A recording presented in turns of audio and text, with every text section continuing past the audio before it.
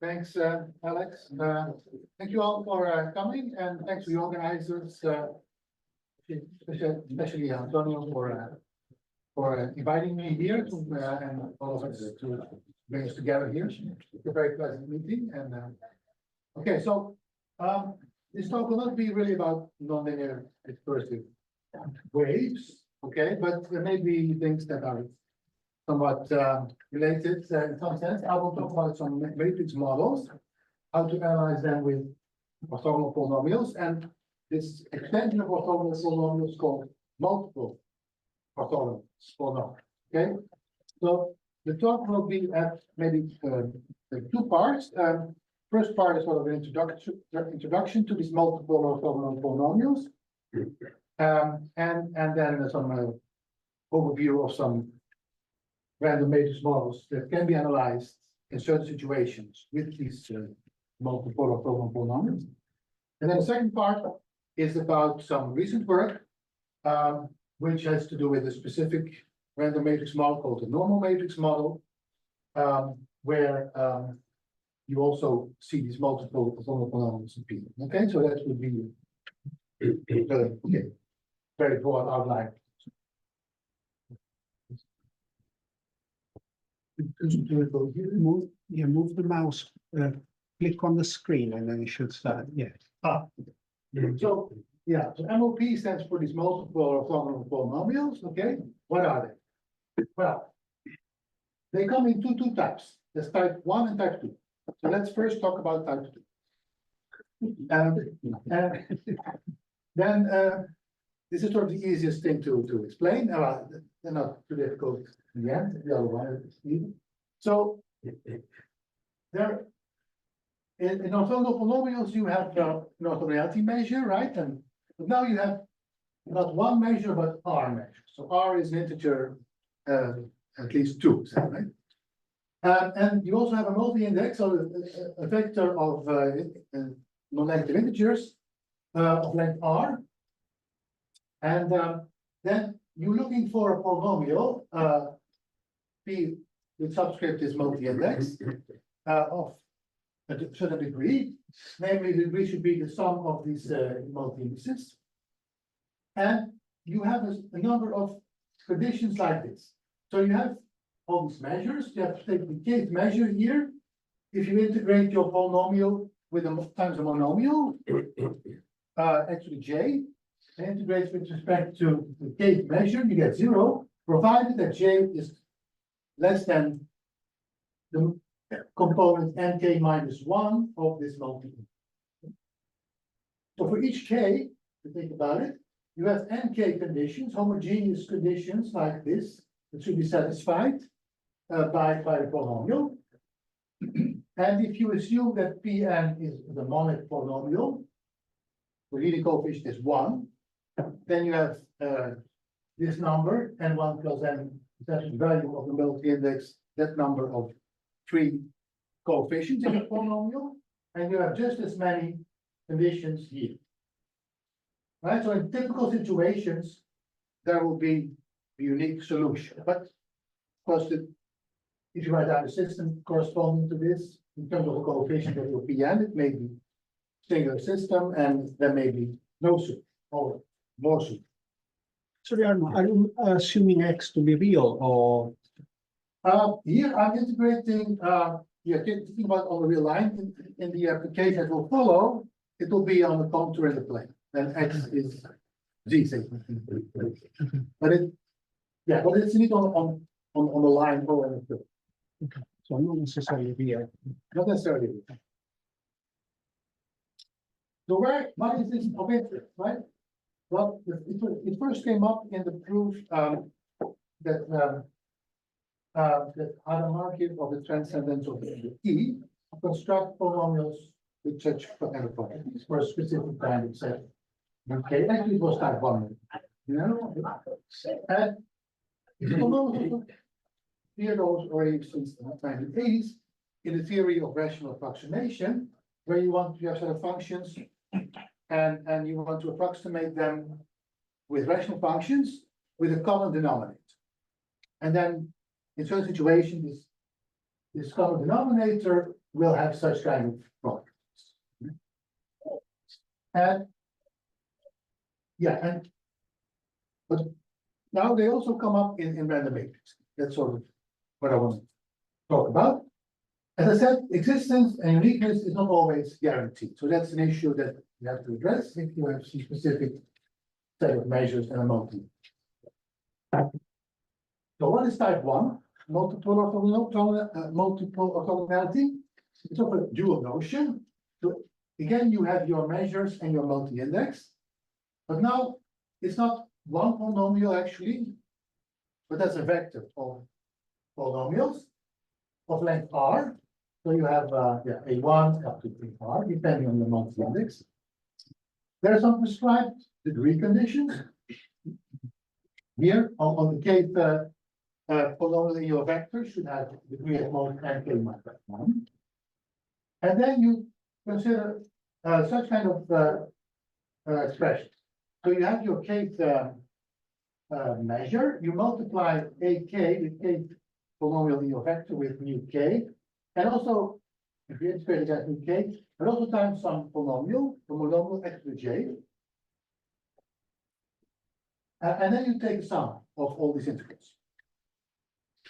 And this should then be 0 for j, yeah, say 0, 1, 2, up to as high as you possibly can get, given the number of degrees of freedom.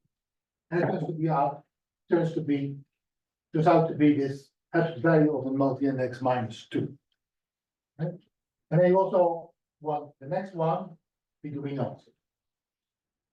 Of course, if you put here a monomial, just by taking linear combinations, you can take any polynomial here of degree at most to this. Yes, please.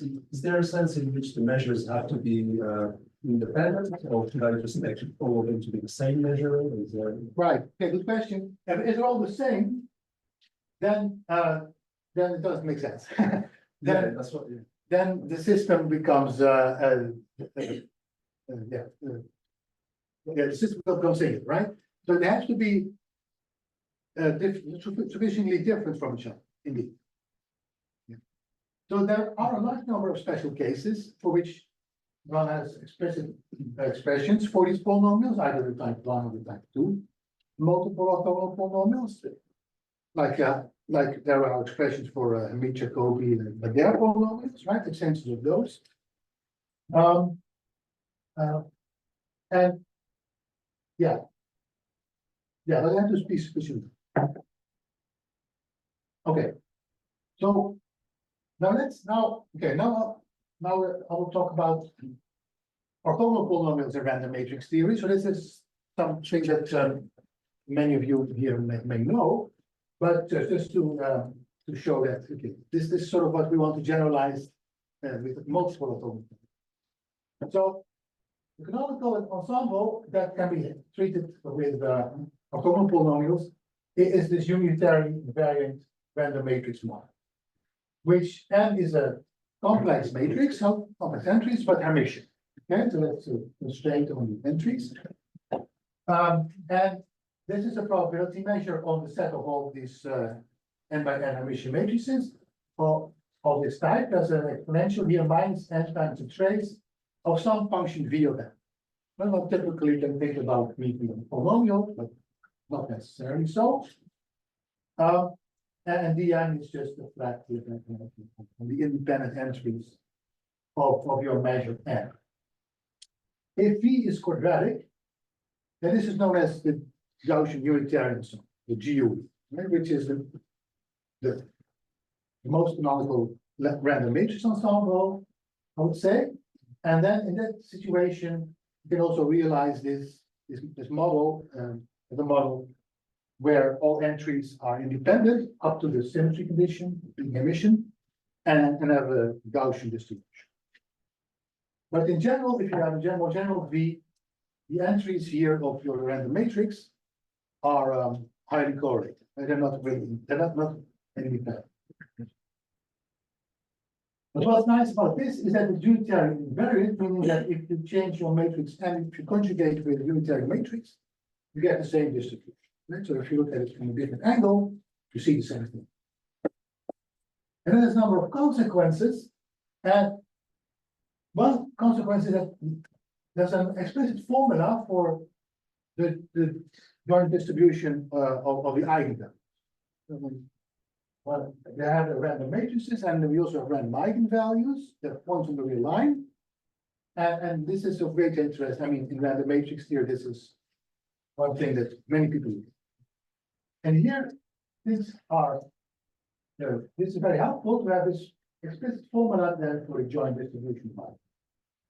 What you see here is two factors here. This is the product of independent entries coming from the model with the potential V here. And this is this product is a Van der Mondes product squared. Right? You see all the differences between the eigenvalues coming in, xk minus xk, but you did about 2.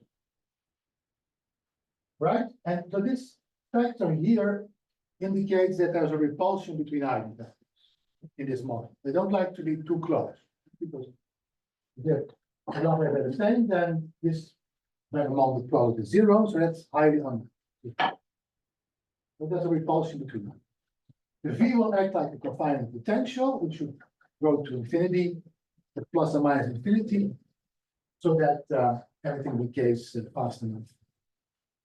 And we have a well-defined density of Rn. Okay, now this model can be analyzed with orthogonal polynomials just because of this force. The square is important.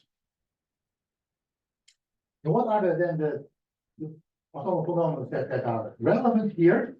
Well, they have the orthogonality weight e to the minus n vx.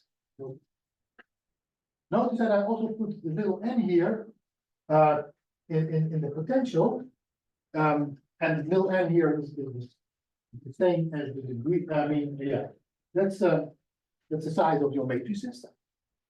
I did it on purpose because this is a relevant scaling that you want to do if to take limits. If you want that, we're interested in letting little n go to infinity, the dimensions of your matrix go to infinity, and then you should also adjust the confining potential, make it stronger, right? When n increases, and that's why the little n here is just the balance between the repulsion and the confining potential.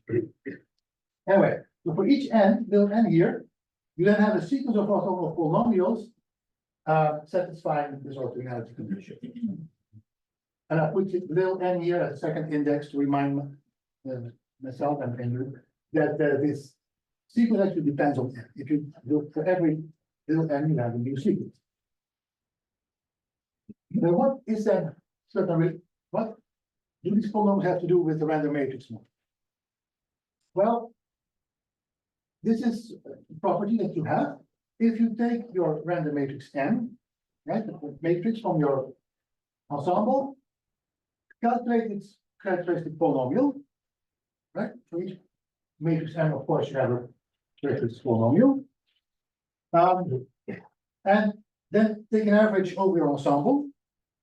That is then again a polynomial of degree n, it's no longer random, but it gives to the average. But this turns out to be the degree n polynomial from this sequence. So with both indices equal to build n.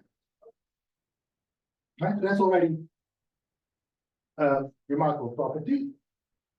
But even more profound is the following property, and I don't have time to explain what it really means, namely that the eigenvalues of n, because of this very specific structure, right? Remember with the Van der Mondes square.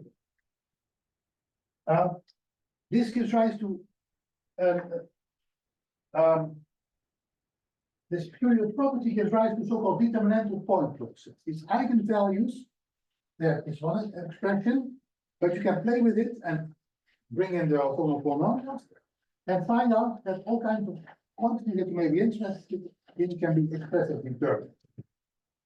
Okay, and the technical notion here, what it means to be a determinantal point closure, but these determinants that involve this kernel of the two variables that take this form. You have here your orthogonal polynomials here, going from 0 to n minus 1. in X and in Y and the product here and divided by this, L2 norm here. Square of L2 norm. This one is the Christophe kernel, for those that are familiar with this, or reducing kernel, multiplied here with the square root involving the orthogonality work. So this is actually then the center, the main center of interest for analyzing these eigenvalues, especially in the large n. So we would like to analyze this kernel and in particular the polynomials also when the little n gets large. And so one thing that one also knows is that if you take if you look at this kernel on the diagonal and divide by n, that gives you the mean eigenvalue density. So you have for any n, you have the random matrices, you have the eigenvalues plotted on plot them as points on the real line. They will have an eigenvalue density given by 1 over n kmx. And in the large n limit, there will be, in large n limit, there will be a limit of this mean eigenvalue density called rho v. And rho v is an important quantity that you want to calculate, right? And it is characterized by a minimization problem. So it will minimize, so it's a probability density. So if you make it a measure by multiplying with the x, right? You get a measure that minimizes a certain expression involving two terms, this double integral here with the log kernel, plus the second term here involving the potential field. So this is actually coming from the repulsion that you have between the eigenvalues, the factor, the random on the factor squared, and this comes from the external field, right? That which act as a confinement. So the study of these models also involves study typically of such kind of potential theory problem. Determine the minimizer here and or characterize its properties and this measure then is known in this context as the equilibrium measure in this external field or in potential field. It depends on the field.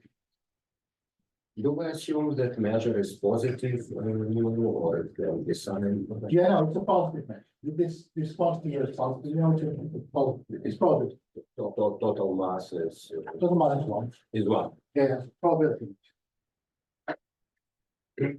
So if you do this, for example, for the first case that you want to consider, maybe the Gaussian case, GUE, what you get is P is quadratic. And what you find here as a minimizer is a so-called semicircle. You have this density here, this one, which is concentrated on some interval, right? And then vanishes like square root and otherwise positive and very nice inside, and 0 constant. And what has been proved by Dr. Van der Papen that if you have a real analytic V, so polynomial say, something more general, but still real analytic, then the support of your measure is always a finite union of intervals. So it can be more than one interval here, but only a finite number. And in addition, what you typically have that on each interval, you have a positive density typically, and it vanishes like a square root at endpoints. Right, and that's a typical V. And then this is possible situations. And then what has also been proved now, and starting in the late 90s, and then the 2000s, and on more and more general situations, but this is then results regarding universality. It means that if you look at these eigenvalues then at some point, and if it's a positive density, then it's known as the bulk. Well, then if you look around the point in the bulk, see how the eigenvalues behave on a small scale, microscopic scale, then it turns out that in the limit, it's always the same. right? And meaning that if you look at, and this is one way to state it, that if you look at this kernel, look at the reference point X star, say in the bulk of your spectrum. Do appropriate rescaling so that instead of having typical eigenvalues at a distance 1/n, as you would get in this moment, right? You scale it up with a factor of n with your magnifying glass. You see random points, but they have the same kind of randomness in the line limit, independent of your point X star where you look, or of the potential V that you start. And what you get is that the limiting kernel, right? We call this correlation kernel of the determinable point process. There's a limiting kernel, this so-called sign kernel, which also generates a determinable point process, but now with an infinite number of points. And this is what you then find. This is known as a universality in randomly. Right, and it was proved first in the late 90s, and then also in other contexts, and after. Here you mean universality relative to any potential Yes, V. for any V that you may want, I mean, as long as you have this a positive density, right, around the for equilibrium measure, and also doesn't matter what point you take. Okay, and then that's what you get in the bulk. At the end point, you also have universality in the sense that if you have the square root vanishing at that point, and then you have fewer eigenvalues if you look locally around your edge point, the cross density will go to 0, right? There's less eigenvalues there. So you have to do a rescaling with a different exponent. The exponent turns out to be 10 to the 2/3. But so if you do that, then you still see points at a distance of 1/1. And then you again have a limiting kernel here, you do the appropriate rescaling. And this is known as the Airy kernel, which involves this Airy function. Right? That's what you get at the edge point, provided your density vanishes by the square. So everybody knows the Airy function, or I guess we should know it. Well, with nonlinear waves, you see the Airy.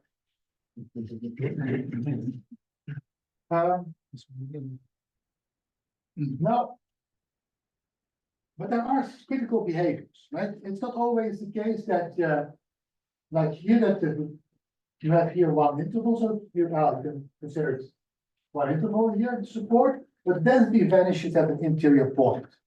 Right, that would be a critical behavior or singular behavior. And also, if your density may also vanish to higher order at an edge point, right? Which can also happen. In such situations, the result are no longer valid. And if you then say at an interior point where the density vanishes, if it vanishes like a square root, not like a square root, like a square, then was first done by Besson-Hitz and then motivated by Untitled myself, that you have kernels related to Pan-Levé functions at such an interior point. We'll call Pan-Levé 2 kernels. And if you have even higher order vanishing, you have correlation kernels that are related to Pan-Levé solutions of Pan-Levé equations from the Pan-Levé 2 hierarchy. And here at the higher, in case of higher order vanishing at the edge point, you have these Pan-Levé 1 kernels. Actually, the first thing you find is associated with the second member of the Pan-Levé 1 hierarchy. I think at such a point. Whereas there will be 5, the order of vanishing will be with an exponent 5/2. Okay. So one thing I also want to point out, and this has been in some talks here in this program, I guess, is that there's a Riemann-Hilbert problem for orthogonal polynomial that's very useful in this for analysis. due to Focas-Itskitaev from 92.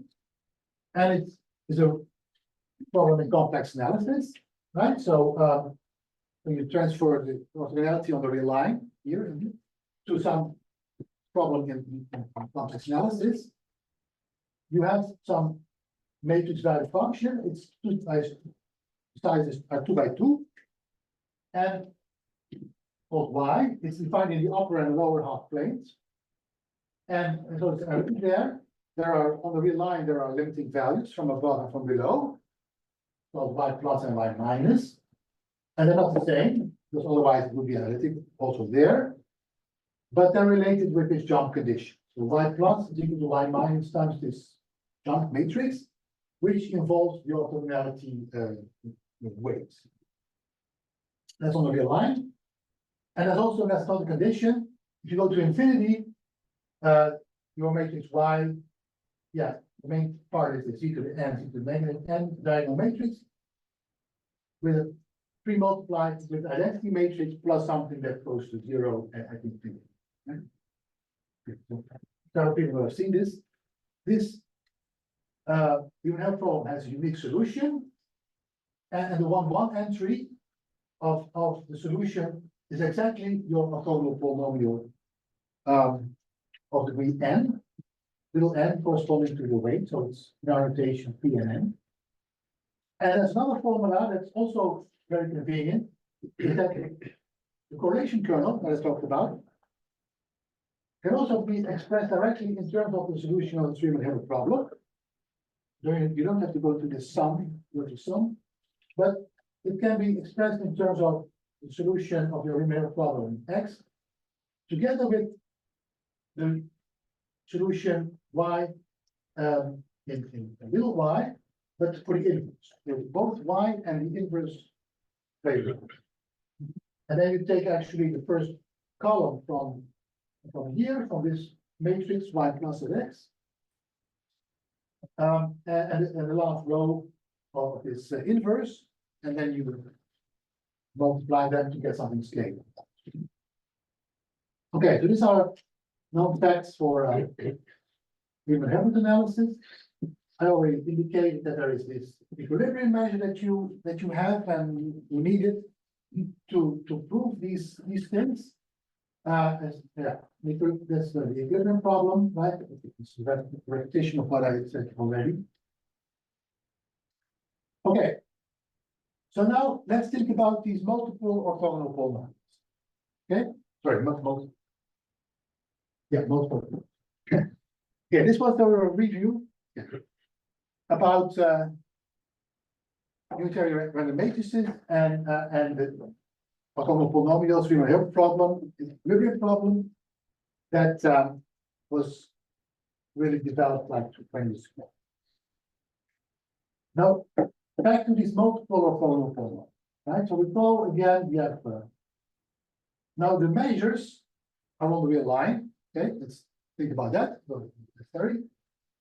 And suppose they have density, right? So instead of weights, instead of measures, I'm working with the densities. WK. R of that, right? Then is multi-index again. And this is your multiple orthogonality, and in the main, yeah, this is that. This is the same thing as me. Now, one thing that's nice about the type 2 multiple orthogonal polynomials is that they also have a Riemann-Hilbert problem characterization. You can also obtain them from some Riemann-Hilbert. Except that the size of your matrices in your Riemann-Hilbert problem is now bigger. It's now size r plus 1 times r plus 1. Well, it used to be 2 by 2. And now it becomes, yeah, bigger size. But otherwise, things are very similar in sense, well, you have then something analytic in the upper and lower half plane. Now, the size of your matrices is again r plus 1 plus 1 plus 1. You have limiting values on the real line. And they are related with this jump matrix, and your weight functions are here in the first row of this jump matrix. How they appear, and at infinity, you have this behavior. You have the diagonal matrix here involving this multi-index. So here is the value of the multi-index, and then all the negative ones. Just recognition of the diagonal divergence. Like Z, you said it's divergent. At infinity, right? So it means, yeah, because in the first column, there will be polynomials. So they go like z to the n or z to the mod n at infinity. Yeah. The other entries in the solution y will be Cauchy transforms of these polynomials times these weights, and they grow to 0. That's by the negative exponents. Exactly. Right. So here is one property that this multiple orthogonal polynomial you will find as the one entry of your solution. Why? Well, provided that there is a solution, because now there's no automatic guarantee that if you put some weights here and some numbers there, maybe there's no solution. But if there is a unique solution, then the one entry is this monic multiple orthogonal polynomial of type 2.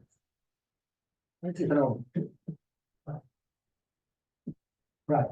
What about these type 1 multiple orthogonal polynomials? Well, actually, there are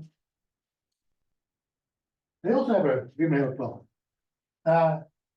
We're looking at with weights, right? You have this vector, remember? But now it's again size r plus 1 times r plus 1. But the jump matrix now has this structure. Instead of the weights along the first row, they go along the first column. So it's almost the same, right? I put minus signs, but you could do without the minus signs. Doesn't really, but then some entries you have to multiply with minus. And you have a different kind of sort of behavior. Now it's the first entry, the first column actually that has the decay entries that go to infinity pretty fast actually. And the other rows, or the other columns, will contain the polynomials. All these polynomials here are in different columns, and you have to play with the multi-index if you go to different rows. Right, so as I set it up here, you'll find these polynomials along the k polynomial is now in the first row of this matrix X. Right? Not at the one k entry, but one k plus 1. But actually, the way I set it up is that these X and Y are actually very much related, because it turns out that X is the inverse transpose of Y. So remember the Y was the Riemann-Hilbert problem for the type 2 multiple.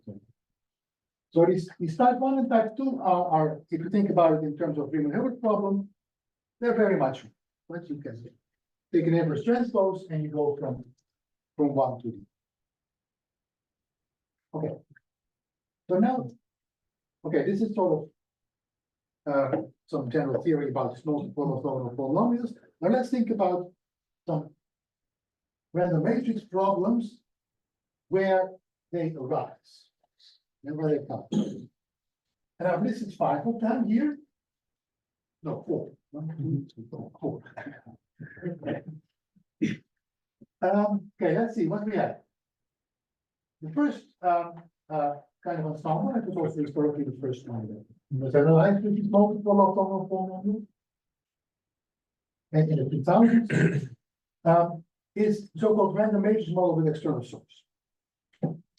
There you have again your Hermitian random matrix, and by n you have your potential V, the traits, but also a term minus an, where A is a fixed matrix, deterministic matrix, also Hermitian. Right, and then otherwise it's the same.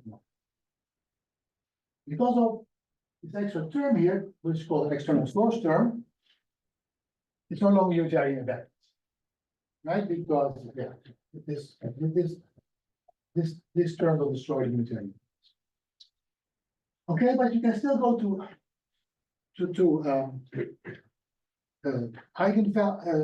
integrate out the eigenvectors to some extent, and you will find a connection with polynomials that have some orthogonality.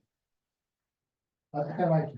The orthogonality is with respect to weights of, is with respect to e to the negative n vx minus ajx. So the little aj is what are the eigenvalues of the capital N. Okay?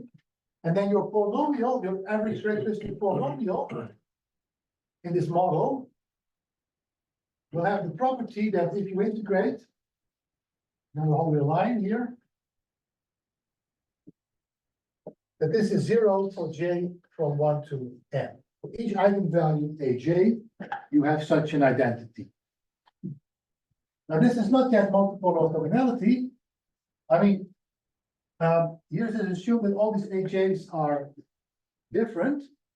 Otherwise, you don't have enough conditions, right? And different conditions.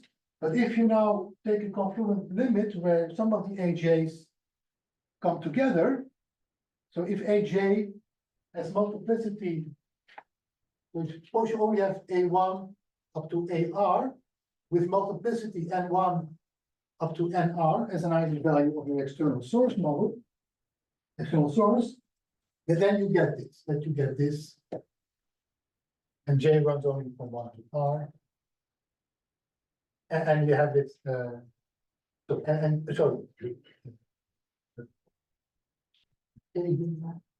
and k runs from 0 to nj. Then it reduces to multiple orthogonality, as I was talking about, with just a fixed finite number of weight function. Right?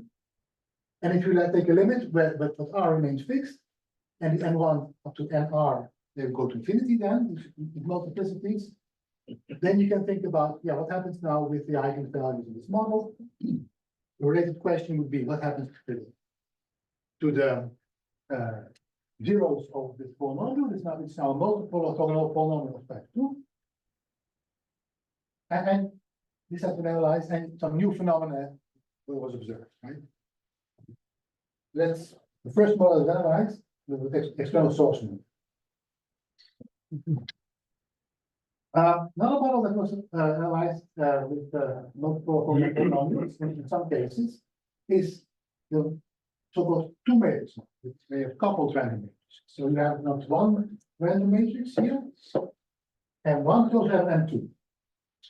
And you have two potentials, a V and a W, and you have some coupling here in the form of this term here with a number tau coupling constant.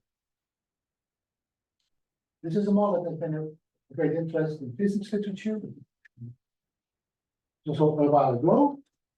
And one is interested, in all kinds of statistics for the eigenvalues. Actually, also partition functions are interested, and even more so critical behavior. Okay, but this can also be analyzed with multiple orthogonal, especially for polynomial potential. Here's another model, so-called Muttalib-Borodin ensemble. It's already written in terms of an eigenvalue, eigenvalue distribution, or eigenvalues that are, in this case, should be positive. You're on the half line, and you see this van der Molen product, that's the value of it, but also a van der Molen product of these eigenvalues with our theta. So theta is here a parameter in the model, some positive number, and again your product of independent entities. Because of James. So for theta is 1, it reduces to the unitary random matrix model, but for different theta, there's something else going on. And particular new phenomenon, one expects at 0. This is also determinantal, all these models are determinantal. Always a third relationship. And if theta is an integer or 1 over an integer, there's again a relation with multiple of them. And then a normal matrix model, but that's what I will talk about next. I will not talk about that. But in all these models that I showed, there's a determinantal structure, there's a correlation kernel that can be expressed in terms of multiple orthogonal forms. Right? And what comes, some general features that will take, that are of importance for all these models is that you have this Riemann-Hilbert problem of a bigger size. Right? The correlation kernel can typically be expressed in terms of the solution of the Riemann-Hilbert problem. There's some Christophe Darboux formula behind the scenes for these models. If you want to analyze this Riemann-Hilbert problem in the large n limit, right, using that 50% method, you need to do some transformations to come to a simple Riemann-Hilbert problem with simple jumps and normalize at infinity. What you will need is not an equilibrium problem, but some vector equilibrium. You need not one measure to do the appropriate, one of the appropriate transformations, an important one, but a vector of measure. So everything is big. And what is always there, I mean, is a Riemann surface with R+1 sheets. Okay?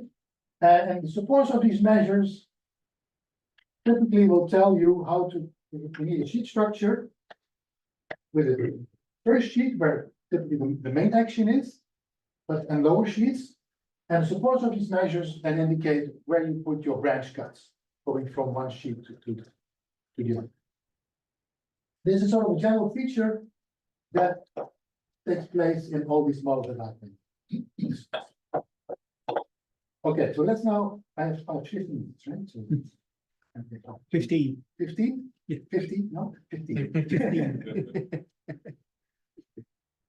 Okay, briefly then. This is some model, I mean, I've started here with orthogonal polynomials. But now we're starting with orthogonal polynomials on the real line. But now in the plane. So it's again, you have a potential here with some Gaussian thing and some product of some factor z minus aj. So aj's are some points in the plane that you choose, some cj, some positive numbers. And this product, you can think about this as a variable polynomial. Well, the cj something that doesn't have to be an integer, but I think it's and this is all a weight function. F is area measure on the plane. And you have your orthogonality with the complex value, complex conjugate here. So it's really the usual orthogonality that you the complex. And it's not planar orthogonal polynomials uniquely. If you have R is 0, then there's no such extra factor here. Then you just have, then this becomes simple and the polynomials are just the monomials. If R is 1, there's one such factor here. Then there was a remarkable paper, I mean, this is part of this paper, Balogh, Bertola, Marco will remember, Lee and Leuven, where they analyzed these polynomials and they found that if you have one such factor here, that this polynomial is also orthogonal on a contour. You can go from the contour in the plane to scalar orthogonal polynomials on a contour, but what you do is the complex conjugation. There's no P bar in. Well, you may think that's a pity, but it's a good thing or a bad thing. For me, it's very good. I mean, for my person. Why is it very good? Because you lose then everything becomes analytic, so to speak, and even you have a Riemann-Hilbert. The Riemann-Hilbert. Somewhat later, it was found that if R is 2 or even any R, these polynomials are actually also multiple orthogonal of type 2. Right? On the contour. Right? With R weights. That was proved by Li and Yang.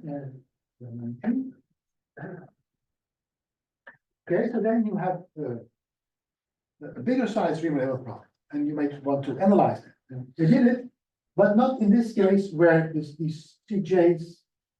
There's no CJ times n, but n is gone. There's the strength of these. These are called insertions in the model.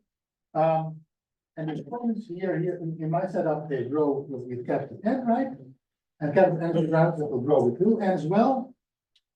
But if these numbers and remain fixed, then they could also analyze this Riemann and find interesting results. Yet again, sometime later, last year actually, it was published in a paper with Sergei Berezin and Ivan Para.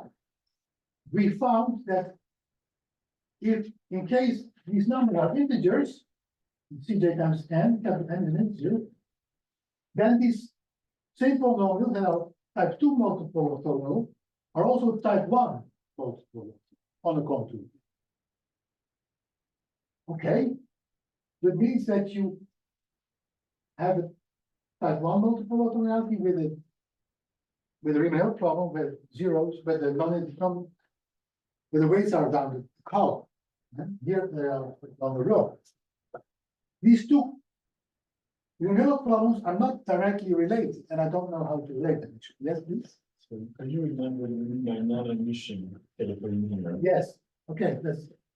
So I mean the following: there will be a contour, take a unit circle in the complex plane, right? And you have your polynomial for En of Z, and you have some weight function depending on Z and dZ. And typically you would put orthogonality with respect to polynomials, conjugate, together bona fide close to definite scalar product, right? But non-emission, I mean that there's no complex conjugation. So I just want this to be 0 for k, again, from 0 up to n minus 1. And W is typically also synthetic on the rational or analytic, meromorphic with poles. And this is then what I mean by non-emission. There's no complex conjugation in it. Okay, so where does it come from? Let me skip that, right? Let's start one. Okay, if you want to know, it's awesome. It comes from this model, which is known as the Geneva model with insertions. If you don't have this, it's a random matrix model you can set up, and now your ZJs are eigenvalues in the complex plane. Because the random matrix model is just, it doesn't involve emission matrices, but general complex matrices.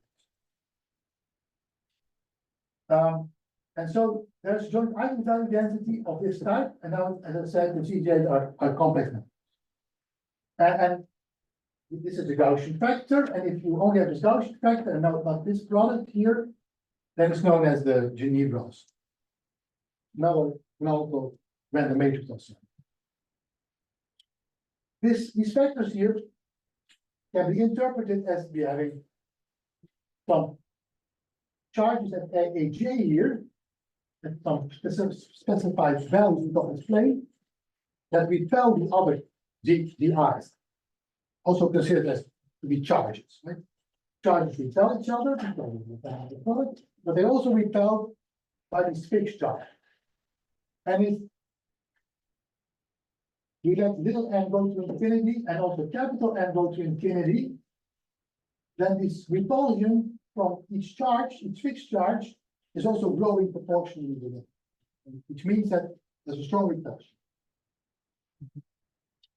Then one can show again similar features. It's a point process. The average characteristic polynomial is this planar orthogonal polynomial, which then has also these type 1 or type 2 multiple orthogonality properties. The correlation kernel is built out of this polynomial. Right? The whole information is in this in the polynomials essentially. And we're interested in the limit where little n gets big, capital N gets big. And there's a proportionality constant t. The little n of capital N goes to t, a positive number in the limit. And in that regime, the eigenvalues fill out some two-dimensional domain.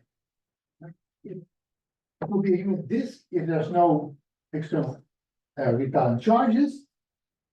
But if there's one repelling charge and the value a, positive number a here, then you get pictures like this. Right, this is from the paper of Prof. Again, that here's the point A here. Yes, the droplet likes to be disk, but because of the strong repulsion from A, the charges here are pushed away, eigenvalues are pushed away from A, and they fill out such a banana, a bratwurst, domain. It depends on the parameter T as well, because T is this ratio between little n and capital N. If you have T increase, you have this droplet undergoes flow called the Laplacian growth, the shell flow, and it will start to grow, as I said, and it will bend around point A because of the strong repulsion, and you may, of course, big T, you find such a configuration. The droplet becomes properly connected, and the boundaries are now two circles. Sorry, what is T in? T in this model is the ratio between little n and capital N. Okay. That's the boundary. I've also drawn here a curve, here you see, and here as well. And this turns out to be the curve where the zeros of the polynomials. So the zeros, the eigenvalues fill out the two-dimensional domain here, but the zeros will go to a contour. This is known as the model bus. Now, in the paper that I'm currently working on, together with my student Sampat Lahiri and Mario Keyboard from Australia, we're looking at the situation with two insertions. And we need a lot of symmetry to make things work. We took the insertion to be symmetrically on the imaginary axis, IA and minus IA, and also the numbers C are the same for both internal charges. So this is the model. And then you see some pictures here that would describe this Laplacian growth as T evolves in this case. So for T small, you have this, not an ellipse, but it's a simply connected domain, X. And eigenvalues fill out this droplet, and zero of the polynomials, we go to this interval on the real line. That we can prove. It's actually the case that we can prove in full detail. If you go on with T, then there's a first behavior that is different in the sense that the zeros do not go only to the real line, part of them still do, but other zeros go to these pieces that come out of the endpoints here on this mother body or skeleton. But the eigenvalues, the droplet is still simply connected. It grows. IA and minus IA are repelling. They will not come there. The droplet will never come there. And then it starts to grow further. And this is the next critical thing that happens.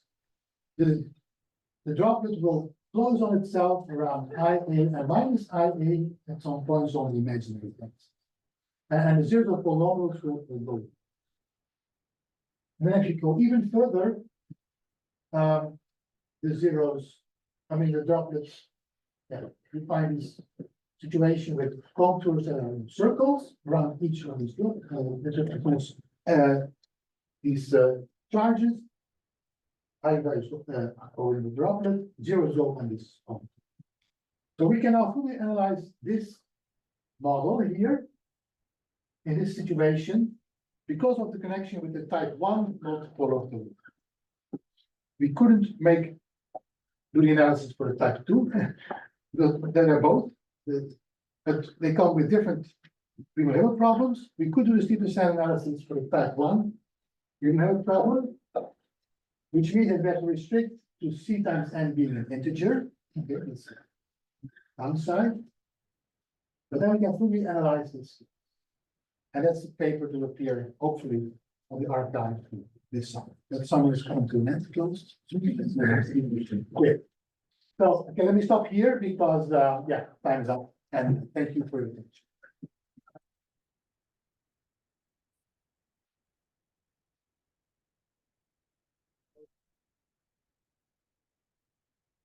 So, so you said that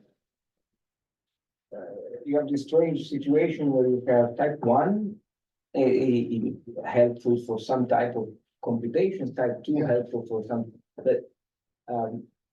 there is no role played by the other type in the two situations. So there's, because you can set up the problem there, Yes, you have a problem, yes, yes. but there is no play, no, they don't play anything.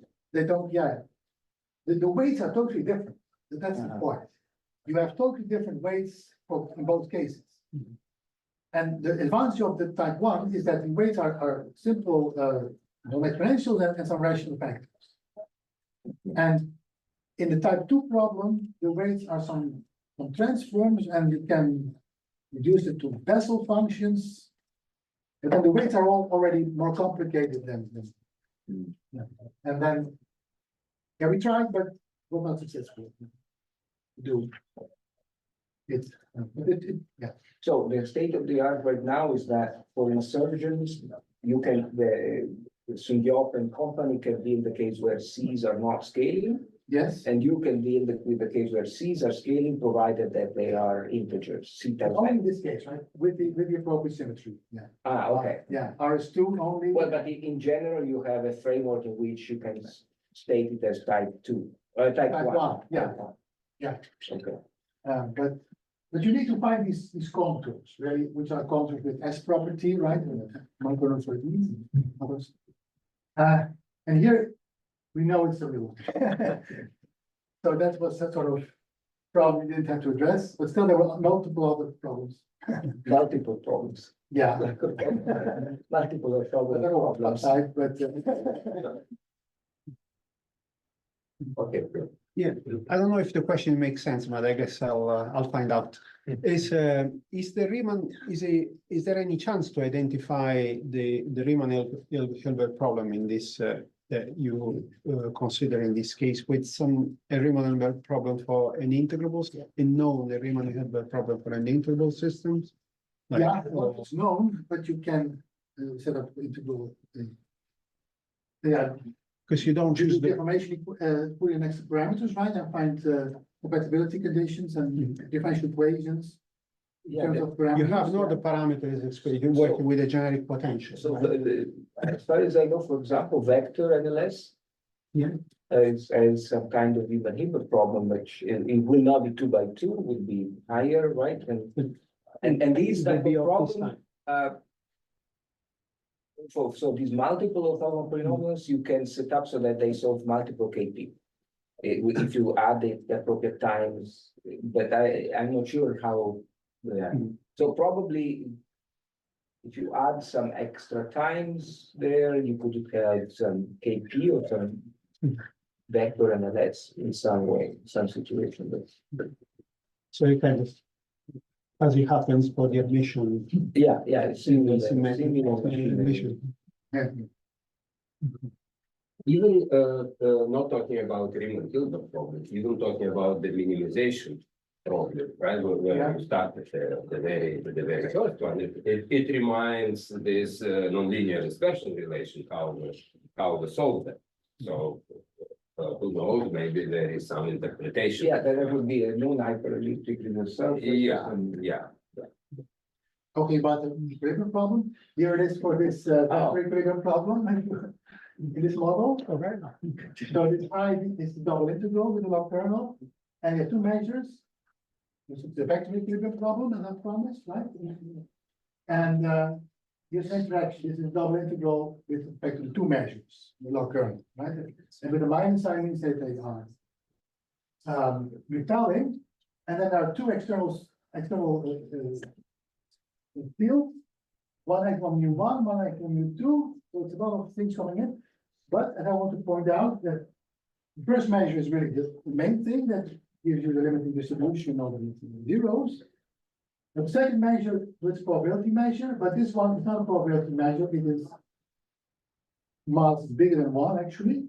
And it also said to satisfy some upper constraint, so its density can never be bigger than a certain number. For some reason. And then it gives rise to certain Riemann circuits. You see, this is the, if you solve it in certain parameters, you find that the support of the first measure is on interval here on the real line. And the second measure is on the whole real line, but where it's different from its upper constraint, that's actually where it becomes relevant. And that's here on these unbounded pieces that connect the second and the third sheet. So this Riemann surface then also will be important for further analysis. Okay, let us thank Arno.